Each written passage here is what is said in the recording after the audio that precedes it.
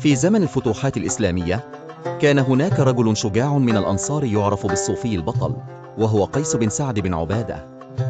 كان قيس شخصية فريدة من نوعها، تميز بالذكاء والشجاعة والكرم. نشأ في بيت كريم حيث كان والده سعد بن عبادة زعيم الخزرج، وكان له مكانة رفيعة بين الصحابة. كان قيس كريما بشكل استثنائي، حتى أن بعض الناس قالوا إنه كان بإمكانه إعطاء ملابسه لشخص يحتاجها إذا طلب. لم تكن كرمه مجرد صفة عابرة، بل كان جزءا من شخصيته التي ألهمت العديد من الأشخاص لتقليده. لكن كعادة العظماء لم تخلو حياة قيس من التحديات.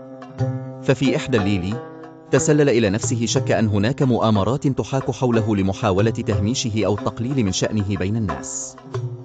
ولكنه بإيمانه القوي وفطنته نجح في كشف الحيل التي كانت تدبر له، واستطاع أن يخرج منها أكثر صلابة وقوة، مؤمنا بأن الله معه.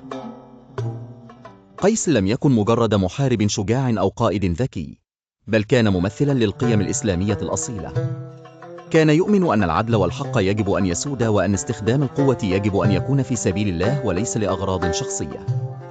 هذه المبادئ كانت دافعا له في كل خطوة خطاها في حياته. في النهاية، ظل قيس بن سعد بن عبادة مثالا يحتذى به في القيادة والشجاعة، ورمزا للوحدة الإسلامية والكرم في زمن الفتوحات.